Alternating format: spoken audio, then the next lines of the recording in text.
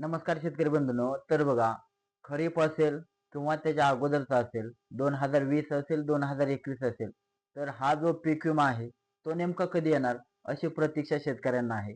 आता आपण पाहिलं तर खरीप हंगाम 2025चं देखील पीक विमा अजूनही पात्र असून देखील जमा झालेलं नाही. केंद्रीय कृषी मंत्री असतील यांनी देखील सांगितलं होतं, जर कोणत्याही कंपनीने म्हणजे पीक विमा कंपनीने शेतकरी पात्र असताना देखील त्यांना जर परतावा द्यायला कंपनीने उशीर लावला, तर संबंधित कंपनीला तिथून पुढे 12% व्याजाने त्या संबंधित शेतकऱ्याला पैसे द्यावे लागतील. परंतु अशा प्रकारचं कोणतंही प्रत्यक्षात दिसत नाही. कारण डिसेंबर जानेवारीमध्ये जे शेतकऱ्यांना पैसे भेटायला पाहिजे होते ते अजूनही शेतकऱ्यांच्या खात्यावरती जमा झालेले नाही.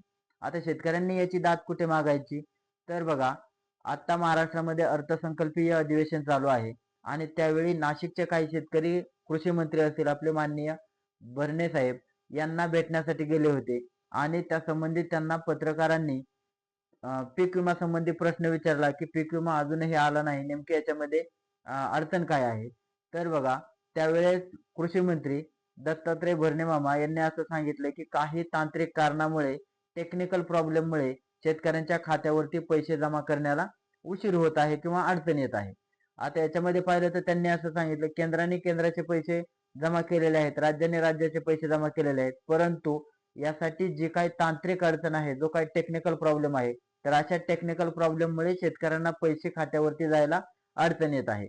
त्याच्यामुळे बघा, अशा प्रकारचं टेक्निकल प्रॉब्लेममुळे शेतकऱ्यांना पैसे मिळण्यास उशीर होणं ही सुद्धा एक मोठी खेदाची बाब आहे. आता याच्यामध्ये अजूनही टेक्निकल प्रॉब्लेम नेमका कधी सॉल्व्ह होणार याविषयी कोणीही सांगायला तयार नाही. त्याच्यामुळे शेतकऱ्यांना पीक विमा जो आहे तो नेमका कधी भेटणार याविषयी देखील शेतकऱ्यांना मोठी शंका आहे. अर्थसंकल्पीय अधिवेशनामध्ये भास्कर जाधव असतील यांनी देखील पीक विम्याचा प्रश्न उचललेला आहे. 1 रुपयात पीक विमा इतकी चांगली योजना होती, परंतु कोणाचीही मागणी नसताना ती योजना बंद करून टाकली आणि त्या योजनेमध्ये शासनाने 12,000 कोटी रुपये जमा केले असं त्यांनी सांगितलं आणि 12 रुपये देखील शेतकऱ्यांच्या खात्यावरती वितरित केलं नाही. त्याच्यामुळे अशा प्रकारे पीक विम्यामध्ये फक्त कंपनीचंच भले करणारं जर पीक विमा डोळ्यासमोर ठेवून तुम्ही योजना आणली, तर या योजनेचं फक्त संबंधित कंपनीला याचा मोठा फायदा होणार आहे. शेतकऱ्यांना याचा काही फायदा होणार नाही. मग कारण सांगत बसायची की टेक्निकल प्रॉब्लेम आहे, तांत्रिक प्रॉब्लेम आहे, अशा प्रकारचं जर योजना आणली तर या योजनांचा शेतकऱ्यांना तोटाच होणार आहे. त्याच्यामुळे पीक विमा योजनेची अधिकृत अशी कोणतीही माहिती सध्या तरी उपलब्ध नाही.